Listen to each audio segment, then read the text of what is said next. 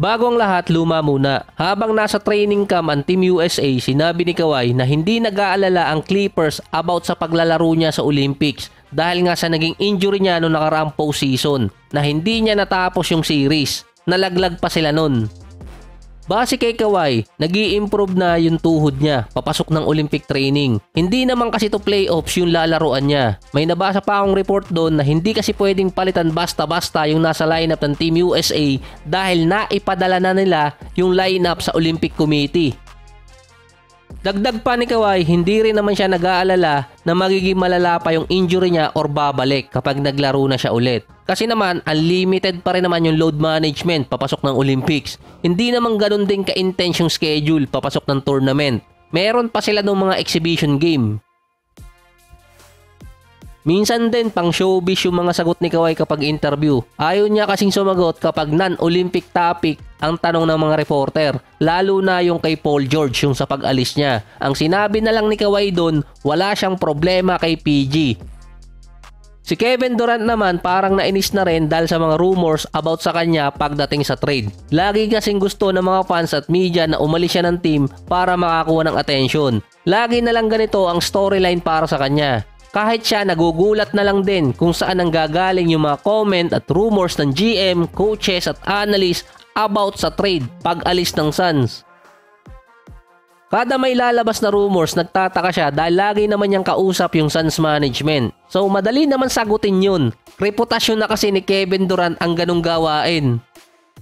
Baka sabihin ng iba, anong madaling sagutin, anong reputasyon? Tingnan nyo na lang dati si Kawhi, naging record pa yung paglalaro niya dati ng back-to-back game noong nakaraang season. Kung maaalala nyo din si Draymond Green, ang kalimitan dahilan kaya siya nasususpend or kaya nabibigyan ng technical foul ay dahil sa reputasyon niya. So nasusulat yun. Sinagot na dati yun ni Joe Dumars ng NBA na ang pinagbasihan ng mga penalty kay Draymond ay yung mga ginawa niya dati.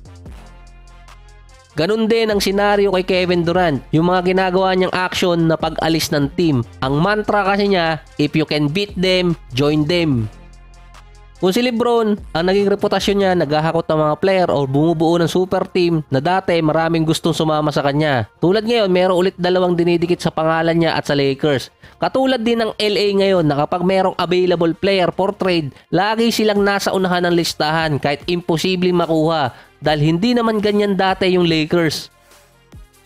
Dahil ang reputasyon ni KD ay lumilipat ng team, ang unang papasok sa isip ng mga coaches, analysts, kahit GM at executive sa NBA na kapag natalo yung team ni Kevin Durant, aasa silang magre-request ng trade or lilipat ng team si KD. Kaya yung ibang team gaya ng Rockets, nagbabaka sakaling makuha si KD via trade. Sa ngayon, injured si Kevin Durant habang nasa training ng Team USA, so hindi siya papalitan sa roster dahil sa report, nagpadala na nga ng lineup para sa Olympic Committee. Precautionary measure ang gagawin kay KD para hindi lumala yung injury niya. So bumalik ulit yung anak ni Luka, si Anthony Edwards, na sinabing siya pa rin ang number 1 option ng Team USA kahit merong LeBron, KD, Kawhi, Steph at Embiid sa lineup. Hindi pa rin nawawala yung confidence ni Anthony Edwards. Kasama din kasi ni Edwards sina Tatum, AD at Devin Booker. Hindi pa nga alam diyan kung sino ang ilalagay sa starting unit. Ilan pa sa mga player na yan nanalo din ng gold medal sa Olympics. Si Anthony Edwards noong nakaraang FIBA World Cup, nag-average siya noon ng almost 19 points, 4 rebounds at 3 assists per game. Parang katulad lang din na nangyari kay Tatum ng World Cup noong 2019 na dumiretso ng Olympics noong 2020 kasama sina KD na nanalo ng gold medal. Ang 2019 at 2023 World Cup ng Team USA, marami doon mga star player ang hindi sumali. Kaya mga young player ang mostly nasa lineup at meron pang mga role player. Yung Olympics ang pinaghahanda ng Team USA doon. After nga nang nangyari sa FIBA World Cup, lalo na yung kay PG. Kaya yung kay Anthony Edwards na number 1 option, hindi pa sigurado yun. Yung isa pa doon na pagsama yung apat, si KD, LeBron, Steph at Kawhi na last ride para dun sa dalawa para sa Olympic gold medal. Kina Steph at Kawhi na first time din nasasali.